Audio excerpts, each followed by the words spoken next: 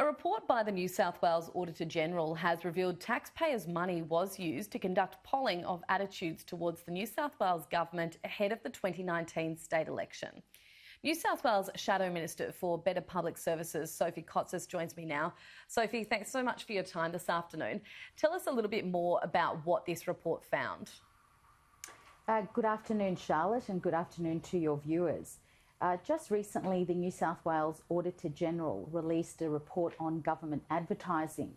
And what it found was very concerning, that there were a number of phases in relation to a cost of living campaign, a $5 million cost of living campaign that was run just before the last state election.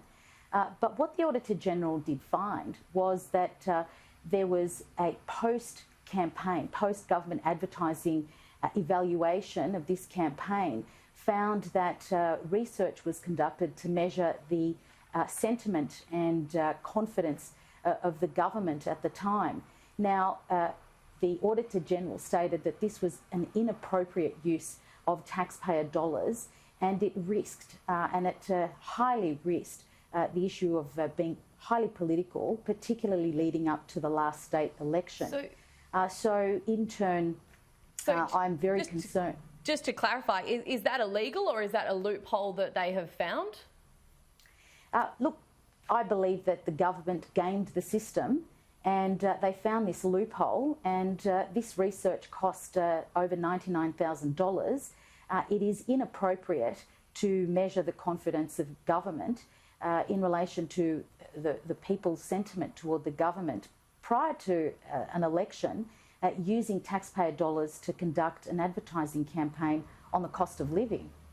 How does this differ from spending by political parties to survey community attitudes?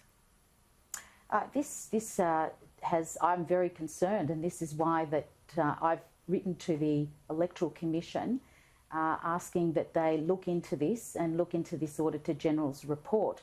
Political parties conduct research and focus group all the time, and that is to manage their strategy in heading towards an election, and that is done by fundraising. But using taxpayer dollars, hard-working taxpayer dollars, to access to get sentiment and gauge and survey sentiment towards the government is inappropriate, it's unethical, and it's morally wrong. Sophie, do you know any of the questions that were specifically asked? Not the specific questions, but from what the Auditor-General has stated is that there was the words cost of living, and then next to those words the Premier, Treasurer and Minister, who is now the Customer Service Minister's names, were attached to that. And that is highly, highly inappropriate, and that should not have happened at the time. There were guidelines. The government broke their own rules, their own guidelines, and obviously this was a desperate government trying to get re-elected, gaming the system and using these political tactics to gauge sentiment toward the government. Do you believe that it affected the outcome of the 2019 election?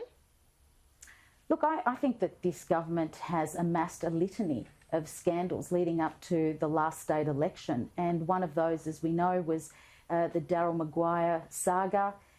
They lost the seat, the Liberals lost the seat of Wagga Wagga. Government sentiment was low.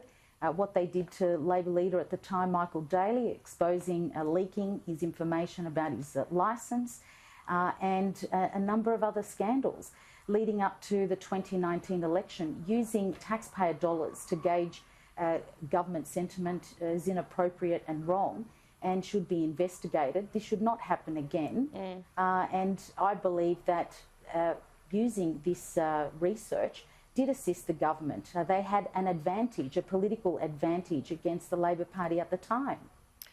Just to be clear though, there were a number of sagas as well that did cripple the Labor Party in the lead up to that election. Like, as you say, Michael Daly, he did make a number of contentious comments in regards to overseas international students, and also as well Loophole was involved in a saga of his own. So it wasn't just the Liberal Party that did have a number of scandals in the lead up to that as well.